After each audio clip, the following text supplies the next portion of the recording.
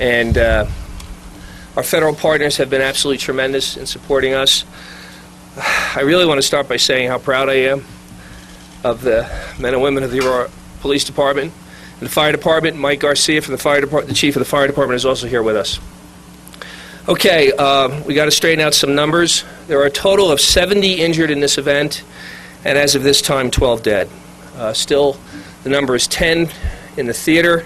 The last of the bodies were removed from the theater a little after 5 o'clock this afternoon. And I want to correct one thing. I think earlier today I said that the others were all hit by gunfire. I now know that a handful of the people who were brought to area hospitals were not hit by gunfire, but suffered other injuries as a result of the chaos and trauma in the theater. And I can't tell you how many of that is, but it's a small number. Nearly everyone was shot.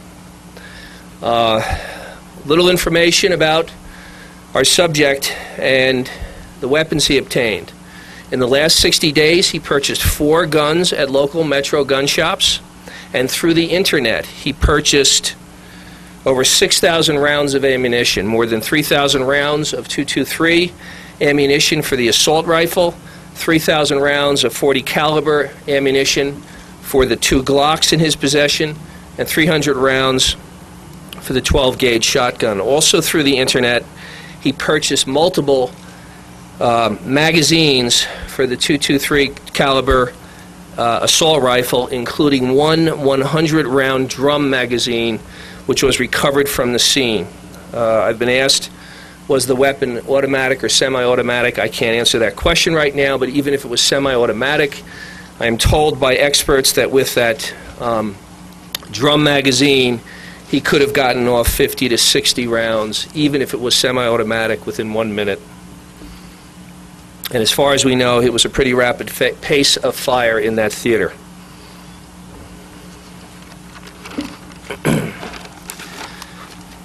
This evening at 4 o'clock, members of the police department and the many supporting agencies that have provided victim service advocates to support us met with approximately 70 members of family and friends who have not had an accounting of their missing loved ones.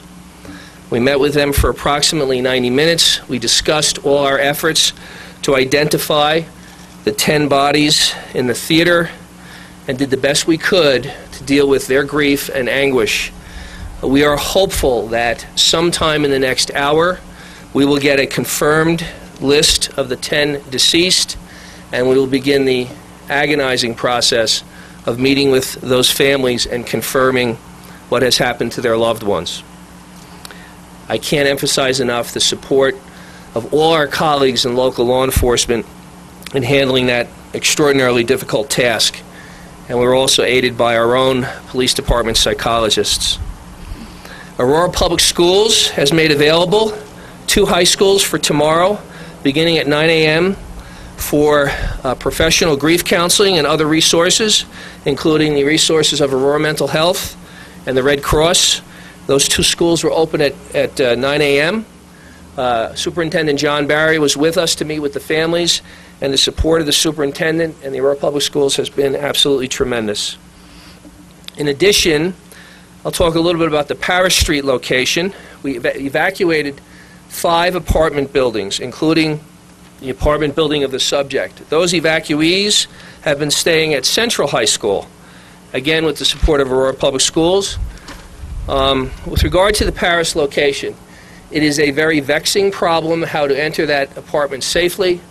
I personally have never seen anything like what the pictures show us is in there. I'm a layman when it comes to bomb stuff. I see an awful lot of wires, trip wires, jars full of ammunition, jars full of liquid, things that look like mortar rounds. We have a lot of challenges to get in there safely. We decided this evening to postpone action on that until tomorrow sometime. All our folks were pretty well taxed and we needed a break. And we also, with the help of the federal government, we're bringing in some extra resources to consult on exactly how to deal with that problem. We are hopeful that we will address and resolve that problem tomorrow. Unfortunately, this means that the families that were evacuated have to spend an evening in the evacuation center. We are at this time allowing families one by one to go back into 4 of the 5 buildings to retrieve necessities like medication and those kinds of things. And again, our hope is that we'll resolve that tomorrow.